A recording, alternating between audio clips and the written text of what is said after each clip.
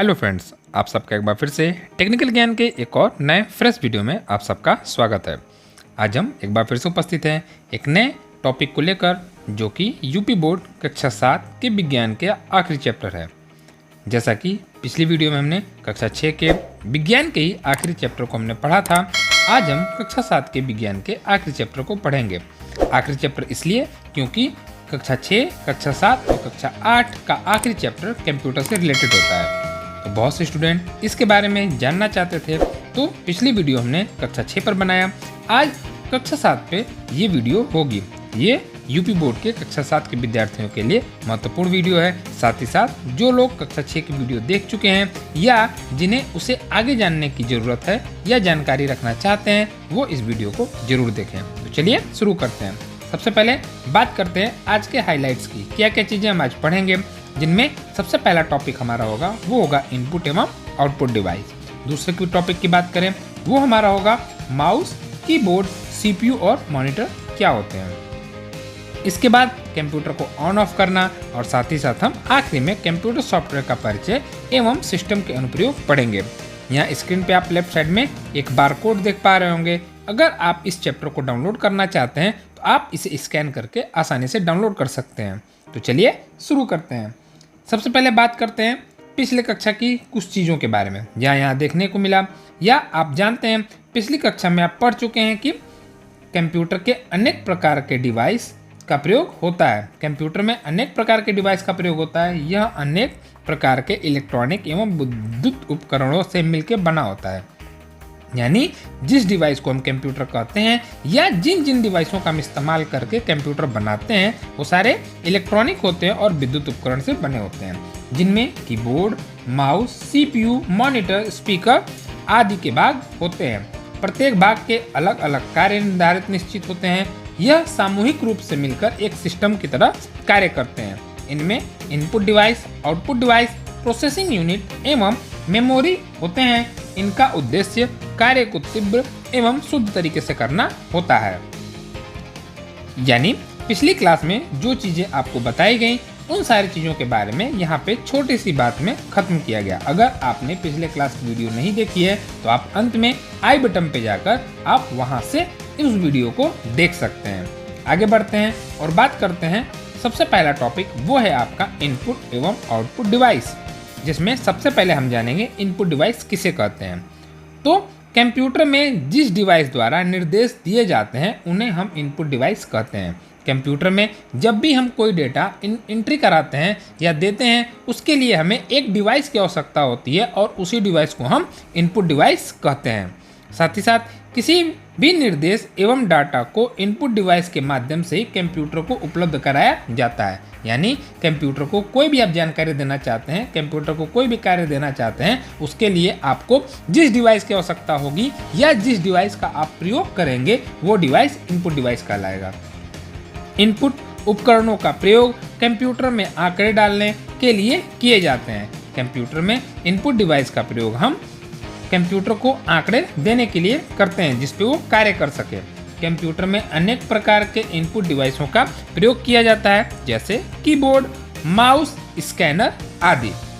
आप की कंप्यूटर में कुछ महत्वपूर्ण इनपुट डिवाइसों का इस्तेमाल करते हैं, जिनका जिक्र यहाँ किया गया। वो था आपका कीबोर्ड, माउस, स्कैनर आदि। कीबोर्ड सबसे प्रचलित इनपुट डिवाइस या इनपुट उपकरणों में से एक है। यानी कंप्यूटर में इनपुट डिवाइस के रूप में कीबोर्ड का सबसे ज़्यादा प्रयोग किया जाता है। वहीं आगे बात करें जिसका प्रयोग कंप्यूटर में आंकड़े डालने और निर्देश देने के लिए किया जाता है। यानी कीबोर्ड का प्रयोग कंप्यूटर को आंकड़े देने या आदेश देने के लिए इनका इस्तेमाल किया जाता है। उम्मीद है ये जानकारी आपको समझ में आई होगी। अगर आपको ये क्लास अच्छी लगती हो या आपकी नज़र में कोई एक ऐसा स्टूडेंट हो जो ये पढ़ना चाहता हो या जानना चाहता हो, तो आप इस वीडियो की लिंक उसे भेज सकते हैं। चलिए आगे और बात करें अपने अगले टॉपिक की, जो कि है आपका आउटपुट डिवाइस। आइए जानते हैं आउटपुट डिवाइस किसे कहते हैं।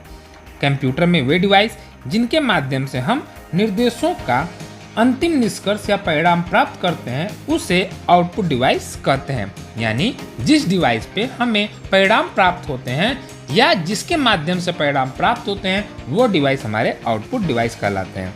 आउटपुट डिवाइस हार्डवेयर का एक अवयव अथवा कंप्यूटर का एक मुख्य भौतिक भाग है जिसे छुआ जा सकता है।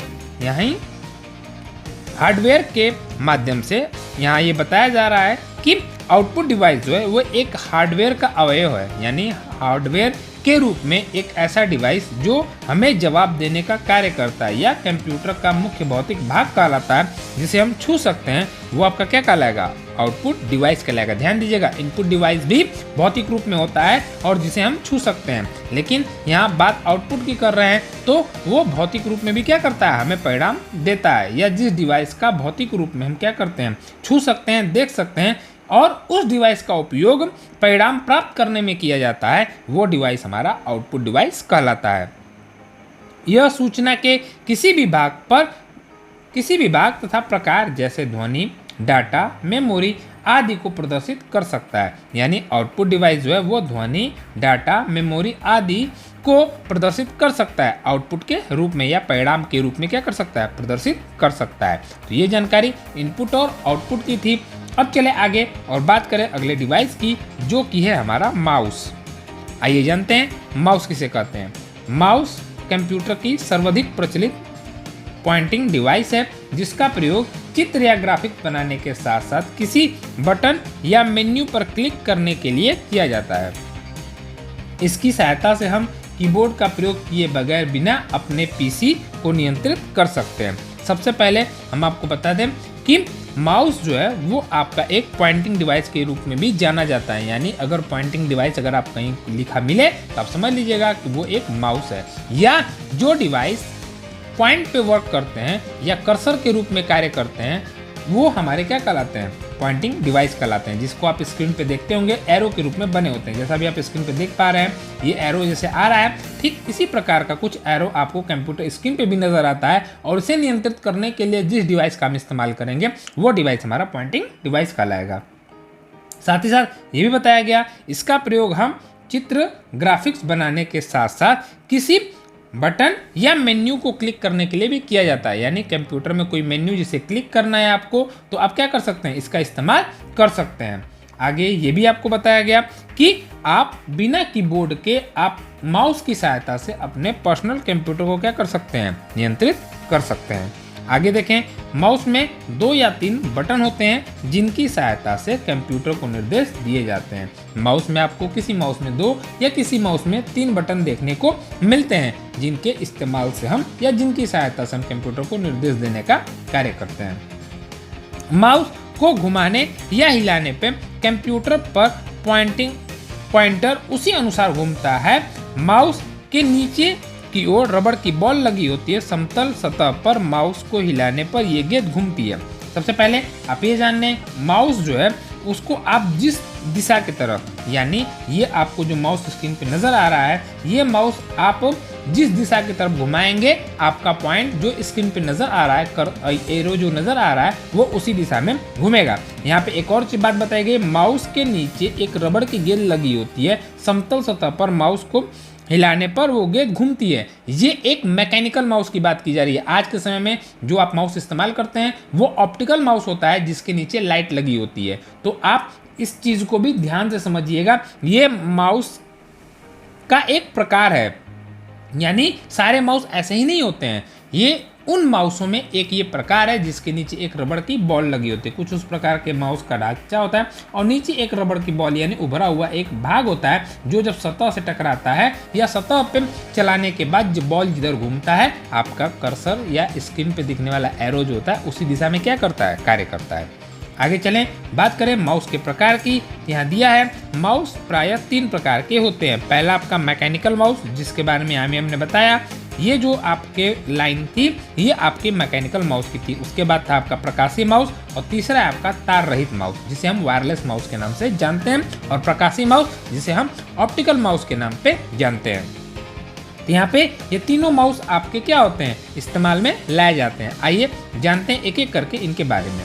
सबसे पहले हम बात करें अगर मैकेनिकल माउस की, तो इसके निचले भाग पर एक रबड़ की गेंद लगी होती है। जब माउस को सतह पर घुमाते हैं तो वह उस खोल के अंदर घूमती है। माउस के अंदर गेंद घूमने से इसके अंदर के सेंसर्स कंप्यूटर को संकेत देते हैं। जैसा कि अभी आप अपने स्क्रीन पे देख पा रहे होंगे, ये माउस जो आपको दिख रहा है ये आपका मैकेनिकल माउस है, और नीचे ये जो बॉल लगी दिख रही है, इसी बॉल की बात की जा रही है कि जब वो अपने स्थान पे घूमती है, यानी जब सतह पे रखकर माउस को हम मूव कराते हैं तो वो बॉल अपने जगह पे घूमती है, और वो घूमने के साथ साथ वो क्या करती है, कंप्यूटर के अंदर लगे सेंसर को संकेत देती है, जिसके अनुसार आपका कर्सर कार्य करता है। तो ये जानकारी थी मैकेनिकल माउस की। अब चलते हम आगे प्रकाशीय माउस, यानी जिसे हम ऑप्टिकल माउस के नाम से जानते हैं। यह नॉन मैकेनिकल माउस है। इसमें प्रकाश की एक पुंज किरण इसकी निचली सतह से उत्सर्जित होती है, जिसके परिवर्तन के आधार पर ऑब्जेक्ट दूरी तथा गति तय करता है। अभी स्क्रीन पे जो आप माउस देख पा रहे हैं, ये माउस जो है वो आपका ऑप्टिकल माउस यानी प्रकाशीय माउस का एक उदाहरण है। जहाँ पे आप देख पा रहे हैं नीचे एक आपको रेड कलर की लाइट नजर आ रही होगी। ये लाइट जब आपके सतह से टकराती है और माउस को जब आप मूव कराते हैं तो आपके स्क्रीन पे दिख रहा कर्सर क्या होता है, उसी दिशा में मूव करता है और उतनी ही गति से कार्य करता है। तो ये आपका प्रकाशीय माउस का उदाहरण है। अब बात करें तार रहित माउस की, यानी वायरलेस माउस की, तो एक बात अभी कंफर्म कर दें, वायरलेस माउस जो है वो आपका ऑप्टिकल माउस की तरह ही कार्य करता है। इसमें अंतर सिर्फ एक देखने को मिलता है, वो ये कि ये बिना तार की तकनीकी से चलाया जाता है, यानी वायरलेस तरीके से इसका इस्तेमाल किया जाता है, जिसके लिए हम वाईफाई या ब्लूटूथ का इस्तेमाल करते हैं। आगे बात करें, देखिए दिया इसमें, यह रेडियो आवृत्ति यानी रेडियो फ्रिक्वेंसी तकनीकी की सहायता से कंप्यूटर को सूचना कम्युनिकेट करता है। इसके दो मुख्य कंपोनेंट्स ट्रांसमीटर तथा रिसीवर होते हैं। ट्रांसमीटर माउस में होता है, जबकि रिसीवर आपका कंप्यूटर से जुड़ा होता है और यह सिग्नल प्राप्त करता है। जैसा कि स्क्रीन पे अभी आप देख पा रहे हैं, ये माउस जो है वो आपका एक वायरलेस माउस है, जहाँ पे इसका ट्रांसमीटर जो है वो इसी माउस के अंदर लगा हुआ है, और ये आपका जो एक छोटा सा डिवाइस नजर आ रहा है जिसे हम रिसीवर कहते हैं, जिसे हम क्या करते हैं, कंप्यूटर से जोड़ते हैं, जो फ्रीक्वेंसी रिलीज और फ्रीक्वेंसी रिसीव करता है, जिसकी सहायता से आप माउस का इस्तेमाल कर पाते हैं। चले आगे, अब बात करें माउस के कार्य की, तो माउस के कार्य में पहला दिया हुआ है क्लिकिंग, डबल क्लिकिंग, दाया क्लिकिंग, ड्रैगिंग, स्क्रॉलिंग। ये इसके कार्य होते हैं, यानी सिंगल क्लिक करना, डबल क्लिक करना, राइट क्लिक करना, ड्रैगिंग करना और स्क्रॉलिंग करना इसका प्रमुख कार्य होता है। यही इसका इस्तेमाल होता है जिससे हम अपने पूरे पर्सनल कंप्यूटर को ऑपरेट करते हैं। दूसरा दिया है, माउस को इधर उधर सरकाने से माउस पॉइंट स्क्रीन पर किसी भी दिशा में घूमता है। जैसा अभी आप स्क्रीन पे ये कर्सर देख पा रहे हैं, इसे हम अभी लाइट पेन की सहायता से मूव करा रहे हैं, लेकिन अगर हम इस टैब से या जिससे आपको पढ़ा रहे हैं, इससे हम क्या करें, अगर माउस जोड़ दें तो आपको वो माउस नज़र आएगा और वो स्क्रीन पे एक एरो नज़र आएगा, और माउस को जिधर हम मूव कराएंगे आपका वो एरो उधर क्या करेगा, मूव करेगा। तो ये इस माउस का कार्य होता है। तीसरा है, माउस का बटन दबाकर एक स्थान से दूसरे स्थान पर ले जाने पे ड्रैगिंग, यानी जब हम किसी चीज़ को सेलेक्ट करने वाले होते हैं या सेलेक्ट करने का विचार बनाते हैं तो हम क्या करते हैं, माउस को के एक की का मतलब हो गया लेफ्ट की को दबाकर एक स्थान से दूसरे स्थान पर ले जाते हैं, जिसे हम ड्रैगिंग कहते हैं। वह स्थान काला हो जाता है जिसे सेलेक्ट करते हैं। अब ये जरूरी नहीं है कि वो काला ही हो, आपको और भी अलग तरीके से वो नज़र आ सकता है, लेकिन यहाँ समझने योग्य बात यह है कि अगर आपको कोई लिखा हुआ सब्जेक्ट, कोई फाइल या कोई ऑब्जेक्ट आपको सेलेक्ट करना है और वो बहुत ज़्यादा है, तब क्या करेंगे, माउस के लेफ्ट की का इस्तेमाल करेंगे। जहां से सेलेक्ट करना है वहां पे माउस के कर्सर को ले जाएंगे। ले जाने के बाद आप माउस के लेफ्ट की को दबाएंगे और उसे दबाए रखने के साथ साथ आप जहां तक उसे ले जाएंगे वहां तक का लिखा हुआ वर्ड या आपका प्रोग्राम या आपका फोल्डर सेलेक्ट हो जाएगा। इसके बाद चले आगे और बात करें, माउस को डेस्कटॉप के आइकन पर रखकर लगातार 2 बार बायां बटन दबाने पर संबंधित सॉफ्टवेयर खुल जाता है। यानी अगर माउस के स्क्रीन पे जो आपको आइकन नजर आते हैं और उनमें से किसी एक आइकन को अगर आप ओपन करना चाहते हैं तो आप माउस के एरो को उस आइकन के ऊपर ले जाएंगे और माउस के लेफ्ट बटन को 2 बार क्लिक करेंगे तो वो आपका फोल्डर अगर होगा तो फोल्डर, सॉफ्टवेयर है तो सॉफ्टवेयर क्या हो जाएगा, ओपन हो जाएगा। इसके बाद अगला पॉइंट है, स्क्रीन पे एक बालू घड़ी संकेत करती रहती है कि कंप्यूटर आंतरिक रूप से कार्य कर रहा है। आपको तब तक इंतजार करना पड़ेगा जब तक यह फिर से तीर न बन जाए। आप देखे होंगे अलग अलग ऑपरेटिंग सिस्टम में अलग अलग ऐसी चीज़ें देखने को मिल सकती हैं। किसी किसी ऑपरेटिंग सिस्टम में आप देखेंगे जिस यहाँ पे बात किया जा रहा है एक बालू घड़ी संकेत का, वो कुछ इस प्रकार से नजर आता है जैसा अभी आप स्क्रीन पे देख पा रहे हैं। और ये क्या होता है, ये घूमते रहता है। या फिर बहुत से ऑपरेटिंग सिस्टम में, जैसे आज के समय में सबसे लेटेस्ट ऑपरेटिंग सिस्टम जो विंडोज 10 है जिसका हम इस्तेमाल करते हैं, वहाँ पे एक ऐसा सर्कल नजर आता है। और ये जब आपका कर्सर के रूप से हटकर इस फॉर्म में या इस फॉर्म में आ जाता है, इसका मतलब आपका कंप्यूटर आंतरिक रूप से या अंदर कार्य कर रहा है। और जब तक ये फिर से एरो ना बन जाए तब तक आपको इंतजार करना चाहिए ताकि एक सही परिणाम आपको देखने को मिले। चले आगे और बात करें तो अगला पॉइंट है वो ये है, पुनः एक बार माउस के दाएं बटन को दबाने पर विंडोज का अन्य विकल्प खुल जाता है।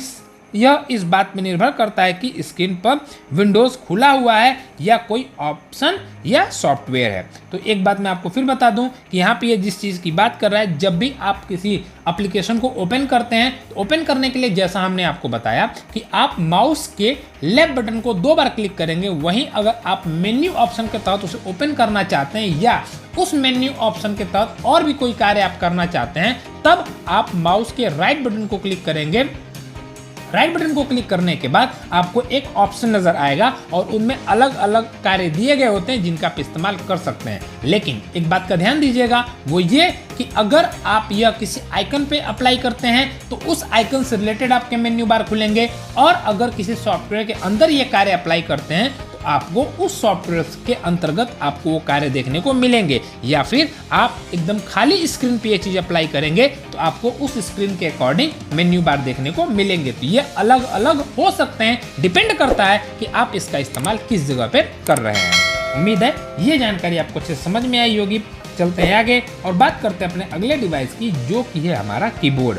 जैसा कि अभी आप स्क्रीन पे देख पा रहे हैं, ये आपका कीबोर्ड है जिसमें अलग अलग कार्य दिए हुए हैं और इनके बारे में हम आगे जानेंगे। सबसे पहले शॉर्ट फॉर्म में आपको बता दें कि आपको ये जो फंक्शन नजर आ रहा है, ग्रीन कलर का ये जो बॉक्स अभी हमने बनाया, ये बॉक्स जो होता है वो फंक्शन की यानी FN की के नाम से जाना जाता है। दूसरा हम बताएं आपको, ये वाला एरिया जो होता है जहाँ पे आपको अक्षर लिखे होते हैं, इन्हें हम अल्फ़ाबेटिक की के नाम से जानते हैं, जिसमें अल्फ़ाबेटिक की और आपको अक्षर भी अलग अलग नज़र आते हैं, चिन्ह भी अलग अलग नज़र आते हैं। वहीं बात करें अगर आपके राइट साइड में, तो ये आपका न्यूमेरिक की, इसके अलावा आपको यहाँ पर ये जो कर्सर नज़र आ रहे हैं, ये आपकी कर्सर की जैसे की नज़र आते हैं। तो इनके बारे में हम आगे जानेंगे। स्टार्ट करते हैं कीबोर्ड से। यहाँ पे कीबोर्ड एक इनपुट डिवाइस है, इसका प्रयोग प्रोग्राम और डाटा को कंप्यूटर में एंटर किया जाता है। तो कंप्यूटर सबसे पहले कीबोर्ड आपका एक इनपुट डिवाइस है जिसकी सहायता से आप कंप्यूटर में प्रोग्राम या डाटा को क्या करते हैं, एंट्री दिलाते हैं या आगे भेजने का कार्य करते हैं। यह टाइपराइटर के कीबोर्ड जैसा ही होता है। इसमें अल्फाबेट्स, नंबर, स्पेशल की, फंक्शन की, मोमेंट की और पंक्चुएशन की भी होते हैं। यहाँ पे बता दें, ये आपका अल्फ़ाबेटिक की, ये आपका नंबर की, ये आपका कर्सर की और साथ ही साथ आपको बहुत सारे स्पेशल की, ये आपका फंक्शन की जैसे कि आपके अलग अलग दिए गए होते हैं। चलते आगे और बात करें, जब एक की दबाई जाती है तब एक इलेक्ट्रॉनिक सिग्नल उत्पन्न होता है जो कीबोर्ड एनकोडर नाम की इलेक्ट्रॉनिक सर्किट द्वारा डिटेक्ट किया जाता है। कंप्यूटर के कीबोर्ड में टाइपराइटर पर मिलने वाली सभी कीज होती हैं और कुछ अतिरिक्त की होती हैं। ये अतिरिक्त की कर्सर, कंट्रोल, इंसर्ट, डिलीट और स्क्रॉल कंट्रोल कीज होती हैं। कुल मिला के 104 की होती हैं। यानी बात करें अगर हम टाइपराइटर की के बारे में या टाइपराइटर के बारे में, तो जितनी की टाइपराइटर में होती है उतनी ही की आपको कीबोर्ड में देखने को मिलती है। साथ ही साथ इनके अलावा कुछ एक्स्ट्रा की आपको देखने को मिलती है जिनके नाम यहाँ दिए गए थे, जैसे कि cursor, control, insert, delete, scroll control keys आदि की जो होते हैं वो आपको कीबोर्ड पे देखने को मिलते हैं, जिनकी संख्या टोटल आपकी कीबोर्ड की 104 तक हो सकती है। इसके बाद बात करें कर्सर की कर्सर की किसे कहते हैं, तो कीज पर एरो के निशान बना होते हैं जिन्हें हम दाएं बाएं नीचे और ऊपर एरो करते हैं। यहाँ पे आप देख पा रहे होंगे स्क्रीन पे ये वाला जो सेक्शन है इसे ही हम क्या कहते हैं, कर्सर नियंत्रण की कहते हैं, जिसपे ऐसे एरो अलग अलग क्या होते हैं, बने होते हैं, जिनका इस्तेमाल कर हम बाएं दाएं नीचे और ऊपर एरो करते हैं। कर्सर की मदद से कर्सर को स्क्रीन पर बाएं दाएं ऊपर और नीचे ले जाने के लिए इसका इस्तेमाल किया जाता है, जैसा कि अभी हमने आपको बताया। इसके बाद चले आगे बात करें अगले पॉइंट की, जो कि है आपका फंक्शन की। फंक्शन की F1 से F12 तक होती है। यह कीज अलग अलग सॉफ्टवेयर में अलग अलग कार्य करती है। तो आपको बताएं यहाँ पे इस कीबोर्ड में आप जो देख पा रहे हैं ये की जो होती है ये आपकी फंक्शन की होती है, जो F1 से शुरू होती है और F12 तक जाती है। ये अलग अलग सॉफ्टवेयर में अलग अलग तरीके से क्या करती है, कार्य करती है। इसके बाद बात करें अगले की जो कि है आपका टाइपराइटर की, जिसमें अक्षर संख्या और संकेत छपे होते हैं। तो ये आपके टाइपराइटर की के रूप में इनका इस्तेमाल किया जाता है, जिसमें आप देख पा रहे हैं अक्षर नंबर और संख्या क्या हुए हैं, आपके उपस्थित हैं। इसके बाद चले आगे और बात करें न्यूमेरिक पैड की। यहाँ पे आप देख पा रहे होंगे ये वाला हिस्सा जो होता है इसे हम क्या कहते हैं, न्यूमेरिक पैड के नाम से जानते हैं। जहाँ पे दिया है न्यूमेरिक पैड कीबोर्ड की दाईं ओर होता है, इसमें कैलकुलेटर जैसे बटन बने होते हैं। तो आप यहाँ पे देख पा रहे हैं कि ये आपका वो है न्यूमेरिक कीपैड, जहाँ पे आप देख पा रहे हैं कैलकुलेटर जैसे संकेत भी दिए हुए हैं और ये आपके अलग अलग क्या है, नंबर दिए हुए हैं। इसके बाद चलें आगे और बात करें कैप्स लॉक की।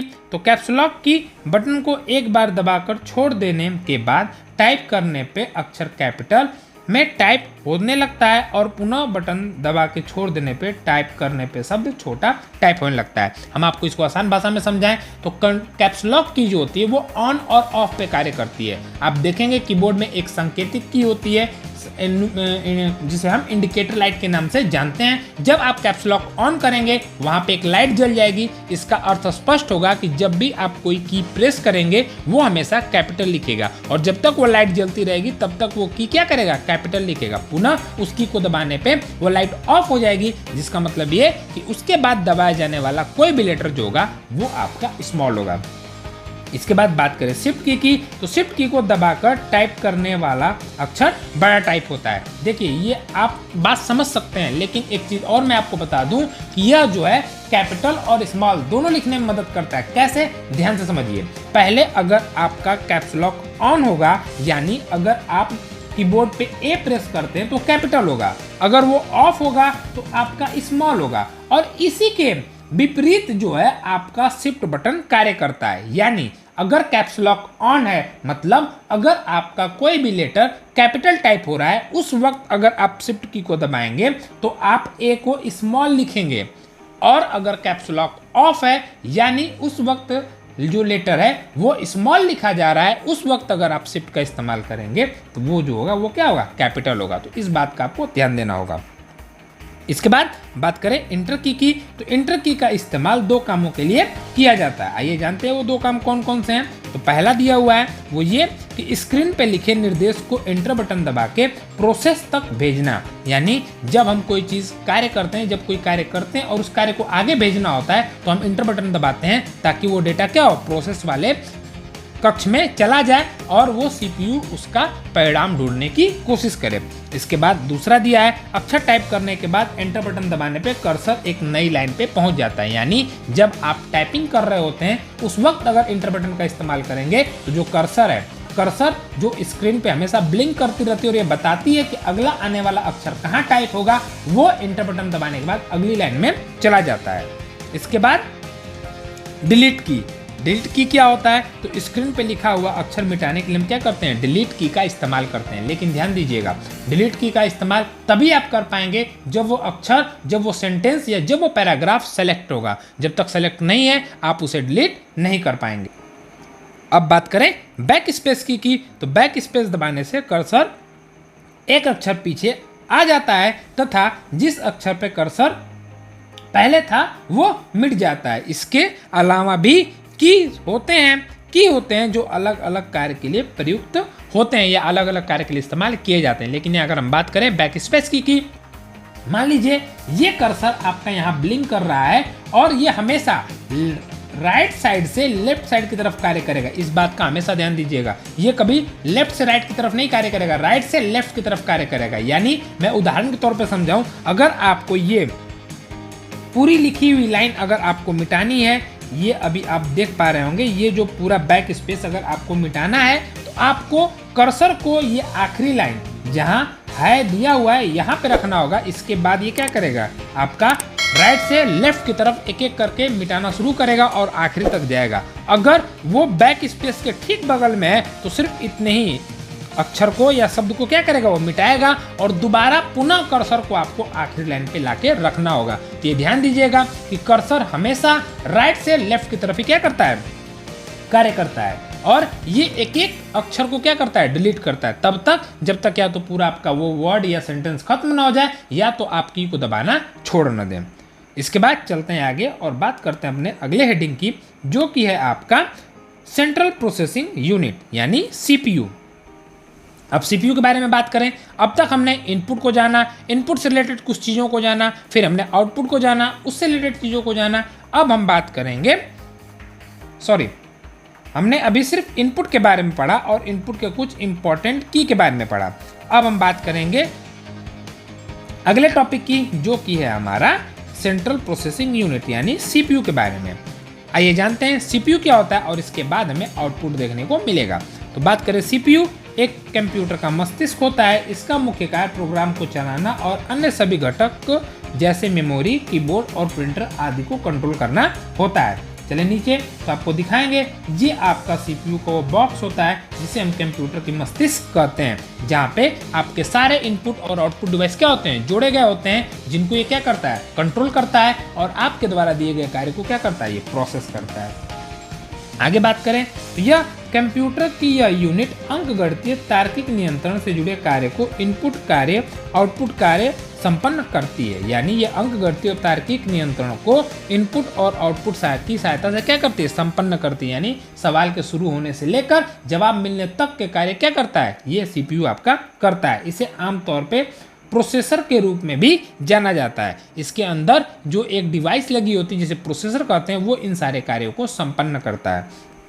आगे बात करें, इसे कंप्यूटर में मदरबोर्ड पे लगाया जाता है और मदरबोर्ड के माध्यम से कंप्यूटर के अन्य घटक को एक दूसरों से जोड़ा जाता है। हम आपको एक बात बताएं कि मदरबोर्ड जो होता है वो कंप्यूटर सीपीयू का बुनियाद होता है। बुनियाद इसलिए कहते हैं क्योंकि कंप्यूटर से जुड़ने वाले सारे डिवाइस कोई भी हो, वो इनपुट हो या आउटपुट हो या सीपीयू के अंदर पाया जाने वाला कोई आपका डिवाइस हो, वो सारे मदरबोर्ड से जोड़े जाएंगे। बिना मदरबोर्ड से जुड़े आप उन्हें चला नहीं सकते। इसलिए हम सीपीयू में मदरबोर्ड को सीपीयू की बुनियाद कहते हैं। जैसे अभी आपने देखा कि प्रोसेसर को हम किस पे ऐड करते हैं, मदरबोर्ड पे ऐड करते हैं। रैम मदरबोर्ड पे लगा होता है, साथ ही साथ हार्ड डिस्क जो अंदर इंटरनल हार्ड डिस्क होता है वही मदरबोर्ड से जुड़ा होता है। और सारे इनपुट और आउटपुट डिवाइस किससे जुड़े होते हैं, मदरबोर्ड से जुड़े होते हैं। इसके बाद बात करें सीपीयू के मुख्य घटक की।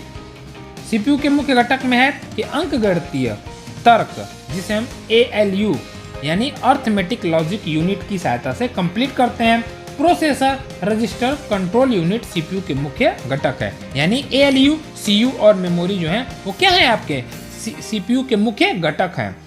Desktop, laptop, tablet, computer, smartphone आदि सभी उपकरणों में एक सीपीयू का उपयोग किया जाता है। क्यों? क्योंकि वही कंप्यूटर का दिमाग यानी ब्रेन होता है और बिना ब्रेन के किसी कार्य को करना मुश्किल ही नामुमकिन है। इसलिए इनका इस्तेमाल हर डिवाइसों में किया जाता है।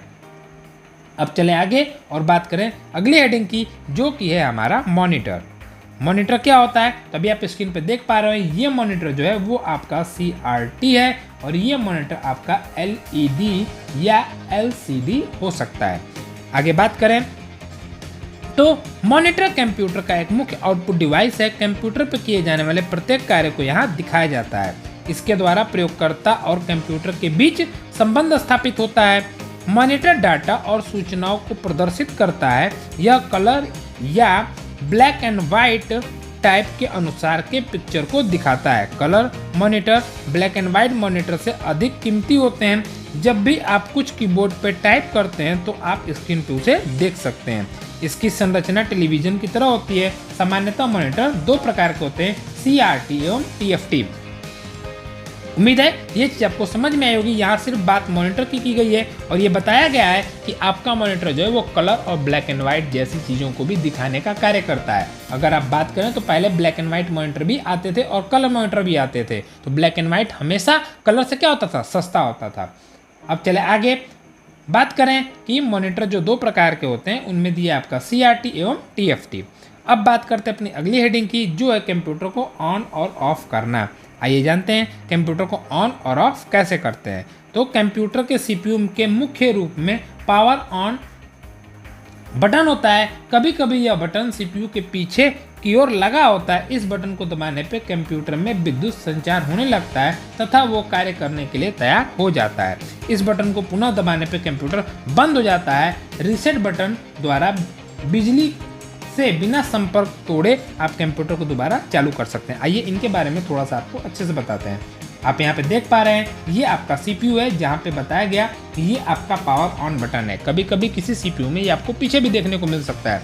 इसके इस्तेमाल से आप कंप्यूटर को चालू या बंद कर सकते हैं। इसे स्टार्ट करने के लिए जब आप इसे एक बार प्रेस करेंगे तो आपके CPU में पावर संचारित होने लगेगी, जिसका अर्थ ये है कि आपका CPU कार्य करना शुरू कर देगा। लेकिन बंद करने के लिए ये 1 क्लिक पे कभी बंद नहीं होता, इस चीज़ का आप ध्यान दीजिएगा। इसे बंद करने के लिए लॉन्ग प्रेस मिनिमम 3 सेकंड तक आपको प्रेस करना होगा, जिसके बाद CPU इसी से क्या हो जाएगा, बंद हो जाएगा। वहीं एक और की बात की गई, वो थी आपकी रीसेट की। अक्सर ऐसा होता है कि कभी अगर आपका कंप्यूटर हैंग कर जाए तो हैंग करने के दौरान कोई भी डिवाइस जो CPU से जुड़ा होता है वो कार्य नहीं करता है। अब सवाल ये है कि ये रिस्टार्ट बटन क्यों कार्य करता है, क्योंकि ये आपके CPU से यानी मदरबोर्ड से जुड़ा हुआ नहीं होता है, ये पावर से जुड़ा हुआ होता है, इसलिए उस वक्त ये कार्य करता है। और इससे हम CPU के पूरे पावर को बंद किए बगैर हम कंप्यूटर को बंद करके पुनः चालू करते हैं। यानी CPU को रीस्टार्ट करने के लिए जिस डिवाइस के पावर को बंद करना होता है, सिर्फ उसी के पावर को बंद करने के लिए हम क्या करते हैं, रीस्टार्ट बटन का इस्तेमाल करते हैं। उम्मीद है ये जानकारी भी आपको अच्छे समझ में आई होगी।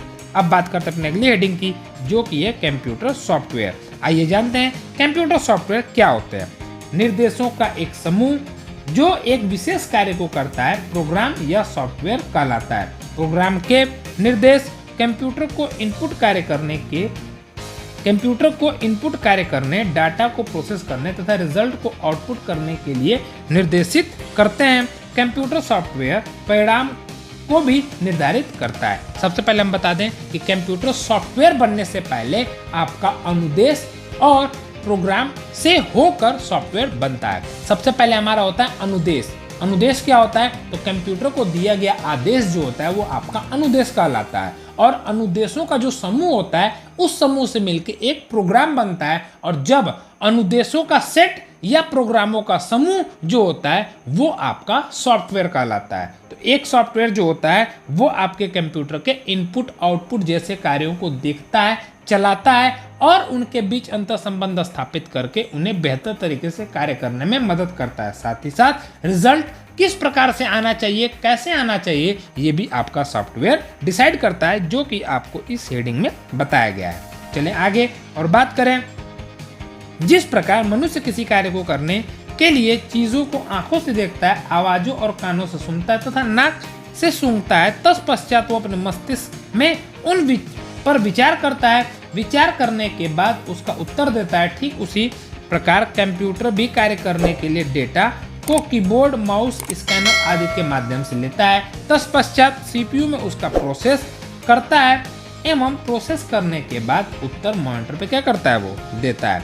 अब यहाँ बात करें सॉफ्टवेयर के प्रकार की, तो सॉफ्टवेयर को 4 श्रेणियों में बांटा गया है, जिसमें आता है system software, application software, packages software और यूटिलिटी सॉफ्टवेयर। अब बात करें इसमें एक एक करके इनके बारे में, तो सबसे पहले हम बात करते हैं सिस्टम सॉफ्टवेयर के बारे में। तो सिस्टम सॉफ्टवेयर जो होता है, सिस्टम सॉफ्टवेयर एक या एक से अधिक प्रोग्रामों का सेट है जो मूल रूप से कंप्यूटर सिस्टम के कार्य को कंट्रोल करने के लिए डिजाइन किए जाते हैं। ये जर्नल प्रोग्राम जो एप्लीकेशन प्रोग्राम को एग्जीक्यूट करने के लिए सभी स्टेप जैसे सभी कार्य को कंट्रोल करना, डाटा कंप्यूटर के बाहर और अंदर मूव कराना आदि को करने के लिए कंप्यूटर सिस्टम का प्रयोग करने में यूजर की मदद के लिए बनाए जाते हैं। यानी सिस्टम सॉफ्टवेयर जो होते हैं वो सामान्यतः आपके कंप्यूटर सिस्टम को चलाने के लिए बनाए जाते हैं और आपके कंप्यूटर के सारे आंतरिक कार्य को संभालने के लिए या चलाने के लिए हम सिस्टम सॉफ्टवेयर का इस्तेमाल करते हैं। सिस्टम सॉफ्टवेयर के अनुप्रयोग क्या है, आइए इसे जान लें। तो पहला आपका दिया हुआ है अन्य सॉफ्टवेयर को चलाना, यानी सिस्टम सॉफ्टवेयर ही डिसाइड करते हैं कि हमारा थर्ड पार्टी एप्लीकेशन किस तरीके से कार्य करेगा और कहाँ कार्य करेगा। दूसरा, प्रिंटर, कार्ड रीडर, डिस्क और टेप डिवाइसेस आदि को के साथ कम्युनिकेट करना, यानी जिस अलग डिवाइस को हम कंप्यूटर से जोड़ते हैं उन्हें जोड़ना और उन्हें उस उचित स्थान तक पहुंचाना जहां से वो कार्य कर सके, उनसे कम्युनिकेट करने के लिए आपका सिस्टम सॉफ्टवेयर प्रयोग किया जाता है। अब है अन्य प्रकार के सॉफ्टवेयर को विकसित करना, यानी कंप्यूटर में जो अन्य प्रकार के सॉफ्टवेयर होते हैं उन्हें विकसित करने के लिए इनका इस्तेमाल किया जाता है। साथ ही साथ विभिन्न हार्डवेयर रिसोर्स जैसे मेमोरी, प्रिंटर, सीपीयू आदि के प्रयोग को मॉनिटर करना, यानी हम अलग से रिसोर्स जैसे मेमोरी और प्रिंटर का इस्तेमाल करते हैं, उन्हें मॉनिटरिंग यानी देख रेख करने के लिए भी सिस्टम सॉफ्टवेयर अपना कार्य करता है।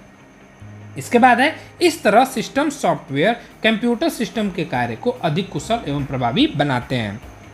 यानी इससे स्पष्ट होता है कि सिर्फ हार्डवेयर बेहतर होने से आपका कंप्यूटर बेहतर नहीं होगा, अगर उस हार्डवेयर के साथ अगर सिस्टम सॉफ्टवेयर समन्वय बनाकर कार्य न करे तो एक बेहतर आपको रिजल्ट देखने को नहीं मिल सकता है। इसलिए इस बात का ध्यान दीजिएगा कि जो भी ऑपरेटिंग सिस्टम आप इस्तेमाल करते हैं या इस्तेमाल करना चाहते हैं उससे पहले ये जान लें कि आपका हार्डवेयर उस सिस्टम सॉफ्टवेयर को या उस आपके ऑपरेटिंग सिस्टम को एक्सेप्ट कर पाता है कि नहीं। कभी कभी इनका गलत इस्तेमाल करना भी आपके कंप्यूटर को स्लो और प्रभाव से दूर लेके चला जाता है और आपको ऐसा लगता है कि हमारा कंप्यूटर सही तरीके से कार्य नहीं कर रहा है। इसलिए हमेशा जब भी आप कंप्यूटर में कोई भी ऑपरेटिंग सिस्टम इंस्टॉल करें उससे पहले इस बात का ध्यान दें कि उसमें यूज होने वाले हार्डवेयर जो हैं वो उस सॉफ्टवेयर को एक्सेप्ट कर पाएंगे या नहीं।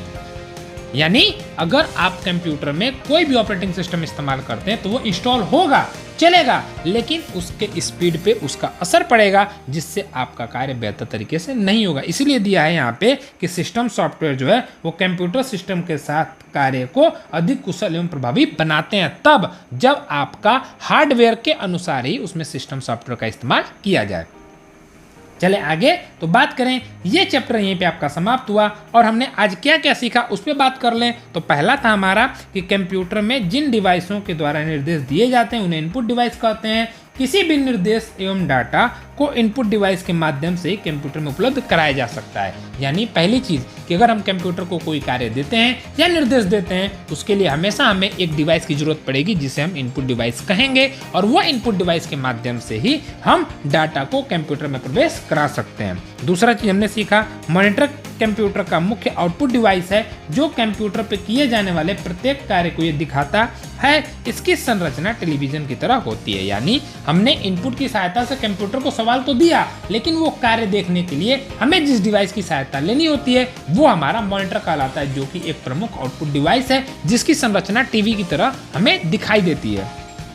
इसके बाद अगला है निर्देशों का समूह जो एक विशेष कार्य करता है, सॉफ्टवेयर प्रोग्राम कहलाता है। सॉफ्टवेयर परिणाम को भी निर्धारित करता है, यानी निर्देशों का समूह जो होता है वो हमारा एक विशेष कार्य करता है जिसे हम सॉफ्टवेयर प्रोग्राम कहते हैं। साथ ही साथ हमने आपको ये भी बताया कि सॉफ्टवेयर बनने से पहले उसे अनुदेश और अनुदेश के बाद प्रोग्राम और प्रोग्राम के बाद आपको सॉफ्टवेयर देखने को मिलता है, जो कि परिणाम में भी इसका बहुत ही योगदान होता है। और इसके बाद आखिरी टॉपिक है वो है कीबोर्ड एक इनपुट डिवाइस है, इसके द्वारा प्रोग्राम एवं डाटा को कंप्यूटर में एंटर किया जाता है। यह टाइपराइटर के कीबोर्ड जैसा होता है, यानी अगर बात करें कंप्यूटर के एक प्रमुख इनपुट डिवाइस की तो वो होता है आपका कीबोर्ड, जो कि टाइपराइटर की तरह में नजर आता है, दिखाई देता है और ये कंप्यूटर में कोई भी डेटा प्रविष्ट कराने के लिए इसका इस्तेमाल किया जाता है। अब बात करें अभ्यास प्रश्न की, तो आइए अभ्यास प्रश्न को भी देख लेते हैं। तो यहाँ आपका दिया हुआ है सबसे पहला प्रश्न, निम्नलिखित प्रश्नों में से सही पर सही का निशान लगाएं। इसमें पहला है आपका इनपुट डिवाइस है, ऑप्शन दिया है आपका मॉनिटर, दूसरा ऑप्शन है आपका प्रिंटर, तीसरा ऑप्शन है आपका प्रोजेक्टर और चौथा ऑप्शन है आपका कीबोर्ड। तो इनपुट डिवाइस यानी हमने अभी आपको बताया थोड़ी देर पहले कि वो डिवाइस जिसकी सहायता से हम कंप्यूटर को कार्य देते हैं या कंप्यूटर में डेटा प्रविष्ट कराते हैं वो हमारा इनपुट डिवाइस कहलाता है। तो मॉनिटर जिसमें हम परिणाम प्राप्त करते हैं, इसके माध्यम से हम कंप्यूटर को सवाल नहीं दे सकते, इसलिए जवाब गलत हो जाएगा। दूसरा आपका होगा प्रिंटर। प्रिंटर एक हार्ड कॉपी आउटपुट प्रस्तुत करता है और इसके माध्यम से भी हम कंप्यूटर को सवाल या निर्देश नहीं दे सकते, इसलिए ये भी जवाब क्या होगा, गलत होगा। प्रोजेक्टर भी क्या करता है, एक आउटपुट का कार्य करता है जिसके माध्यम से हम पर्दे पे कोई भी चीज़ को आसानी से देख पाते हैं, तो ये भी जवाब आपका क्या होगा, गलत। अब बचता है आखिरी कीबोर्ड।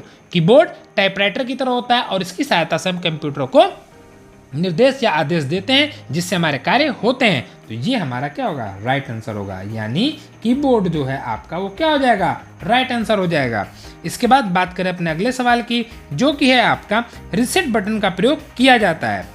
रीसेट बटन का प्रयोग किया जाता है, पहला ऑप्शन है आपका कंप्यूटर को बंद करने के लिए, ये गलत है। दूसरा है कंप्यूटर की गति को बढ़ाने के लिए, ये भी गलत है। तीसरा कंप्यूटर को निर्देश देने के लिए, ये भी गलत है। और चौथा दिया है कंप्यूटर को दोबारा प्रारंभ करने के लिए, ये आपका राइट आंसर है। एक एक करके बताएं तो कंप्यूटर को बंद करने के लिए हम पावर ऑफ बटन का इस्तेमाल करते हैं, रीस्टार्ट बटन का नहीं, क्योंकि रीस्टार्ट बटन या रीसेट बटन जो होता है वो कंप्यूटर के कुछ मुख्य पार्ट्स को बंद करके कंप्यूटर को पुनः चालू करने का कार्य करता है। यानी कंप्यूटर बंद तो होता है लेकिन पुनः चालू हो जाता है, वो पूरी तरीके से बंद नहीं होता है। दूसरा था उसकी गति को बढ़ाने के लिए, तो रीस्टार्ट की जो होती है वो सिर्फ पावर को रोकने और देने का कार्य करती है, तो इसमें कंप्यूटर के गति के बढ़ने का कोई मतलब नहीं होता है। और तीसरा कंप्यूटर को निर्देश देने के लिए, तो निर्देश देने के लिए हम इनपुट डिवाइस का क्या करते हैं, इस्तेमाल करते हैं, ना कि रीस्टार्ट की का। और चौथा दिया कंप्यूटर को दोबारा प्रारंभ करने के लिए, तो ये आपका राइट आंसर होगा। अब चलें आगे और बात करें तीसरा क्वेश्चन जो दिया हुआ है, निर्देशों को प्रोसेसर तक भेजने के लिए हम किस की का इस्तेमाल करते हैं, या यहाँ पे आगे दिया नहीं है। तो पहला आपका दिया एंटर बटन दबाते हैं, दूसरा आपका रीसेट बटन दबाते हैं, तीसरा आपका डिलीट बटन दबाते हैं और चौथा आपका टैब बटन को दबाते हैं। तो पहला अगर हम देखें एंटर बटन, जिससे हम क्या करते हैं, जानकारी को आगे प्रविष्ट कराते हैं। दूसरा आपका यही आपका राइट आंसर होगा, लेकिन आगे बाकी भी हम जान लें तो दूसरा आपका रीसेट बटन, ये कंप्यूटर के पावर को बंद किए बगैर उसे दोबारा चालू करने के लिए रीस्टार्ट बटन का इस्तेमाल करते हैं। डिलीट बटन का इस्तेमाल करके हम क्या कर सकते हैं, कंप्यूटर के डेटा को डिलीट कर सकते हैं। और चौथा टैब बटन का इस्तेमाल करके कर्सर को हम एक बॉक्स से दूसरे बॉक्स में भेजने का कार्य करते हैं, यानी ऑप्शन नंबर और जो है आपका क्या हो जाएगा, राइट आंसर हो जाएगा। इसके बाद है आपका चौथा सवाल जो कि है न्यूमेरिक की होती है। ऑप्शन नंबर ए है आपका कीबोर्ड में, ऑप्शन नंबर बी है आपका सीपीयू में, ऑप्शन नंबर सी है आपका hard disk, option number D है आपका मॉनिटर। सबसे पहले बात कर लेते हैं सीपीयू से शुरू करते हैं। तो सीपीयू में मात्र दो ही की होती हैं, पहला पावर ऑन की और दूसरा होता है आपका रीस्टार्ट की। एक और की होती है लेकिन वो एक डिवाइस पे होती है जो कि आपका डीवीडी या सीडी पे होती है, जिससे आप डीवीडी और सीडी को ऑपरेट करते हैं। सीपीयू पे वो सिर्फ लगा होता है, इसलिए हम की में उसको काउंट करते हैं, लेकिन वो सीपीयू की की में नहीं आएगा। इसके बाद बात करें हार्ड डिस्क में, तो हार्ड डिस्क में कोई भी की पाई नहीं जाती है और मॉनिटर में जो की पाई जाती है वो सिर्फ मॉनिटर की सेटिंग और मॉनिटर को ऑन ऑफ करने के लिए होता है। लेकिन न्यूमेरिक की जो होती है वो आपके कीबोर्ड में पाई जाती है। अगर आपके कीबोर्ड की ऐसी कोई भौतिक संरचना है तो आप देखेंगे राइट साइड के सबसे कॉर्नर में कैलकुलेटर की तरह आपको वो की नजर आएगी, जिसे हम न्यूमेरिक की कहते हैं। उम्मीद है ये आपके सवाल अच्छे समझ में आए होंगे और आप इसके जवाब को कभी नहीं भूलेंगे। चले आगे बात करें प्रश्न नंबर 2 की, वो है आपका रिक्त स्थान की पूर्ति करना, जिसमें दिया है माउस एक कंप्यूटर माउस एक कौन सा डिवाइस होता है, तो इनपुट डिवाइस होता है, आपका एक इनपुट डिवाइस होता है। इसके बाद दिया है F1 से F12 तक की को हम कौन सी की कहते हैं, तो फंक्शन की कहते हैं, फंक्शन की कहते हैं। इसके बाद तीसरा है आपका डिलीट बटन से स्क्रीन पे लिखा हुआ अक्षर क्या हो जाता है, मिट जाता है, आपका अक्षर क्या हो जाता है, मिट जाता है, या लिखेंगे डिलीट हो जाता है, डिलीट हो जाता है। इसके बाद है शिफ्ट बटन को दबाने पे अक्षर टाइप करने पे वो बड़ा अक्षर लिखता है। यहाँ पे तो सही जवाब यही हम लिखेंगे, लेकिन आप ध्यान दीजिएगा बड़ा और छोटा वो कैसे लिखता है, वो अभी हमने आपको बताया थोड़ी देर पहले। इसके बाद चले अगले सवाल की तरफ, जो कि है आपका निम्नलिखित कथन के सामने सही तथा गलत कथन के सामने गलत का निशान लगाएं। जिसमें पहला दिया है कीबोर्ड एक आउटपुट डिवाइस है, तो वो आपका गलत है। कीबोर्ड से हम डेटा प्रविष्ट कराते हैं और वो एक इनपुट डिवाइस है। दूसरा, सीपीयू कंप्यूटर का मस्तिष्क होता है, सही है क्योंकि सारे प्रोसेस कार्य इसी में किए जाते हैं। तीसरा, power on off button CPU में होता है, ये भी आपका सही जवाब है। और चौथा है आपका मॉनिटर एक इनपुट डिवाइस है, जबकि मॉनिटर में हम क्या करते हैं, परिणाम प्राप्त करते हैं और परिणाम हम आउटपुट डिवाइस के माध्यम से प्राप्त करते हैं। तो ये जवाब आपका क्या हो जाएगा, गलत हो जाएगा। इसके बाद आपके कुछ सवाल दिए हुए हैं जो कि हैं आपके माउस के कार्य बताइए। इसके बाद है आपके कंप्यूटर सॉफ्टवेयर क्या होते हैं, कितने प्रकार के होते हैं, सीपीयू में कितने बटन होते हैं और मॉनिटर क्या है और वो कितने प्रकार के होते हैं। ये सारे जवाब आपको अभी हमने बताए और आप उसमें देख सकते हैं। तो ये जवाब आपके लिए है, आप इसे सॉल्व करें और अच्छे से समझें। सारे जवाब आपको इसी चैप्टर में देखने को मिलेंगे, इसी में आपको समझने को मिलेंगे और इसी में ये जानकारी आपकी पूरी तरीके से कंप्लीट तौर से दी हुई है। उम्मीद है ये क्लास भी आपको पसंद आई होगी। अगर इससे रिलेटेड कोई भी जानकारी हो तो आप लाइव चैट के दौरान पूछ सकते हैं। और हाँ, अगर आपने इसका पहला वाला वीडियो यानी कक्षा 6 का आखिरी चैप्टर विज्ञान का अगर आपने नहीं देखा है तो अभी आई बटन पे जाकर देख सकते हैं। मिलते हैं अगले वीडियो में एक नए और रोचक जानकारी के साथ। तब तक के लिए आप सभी का बहुत बहुत धन्यवाद।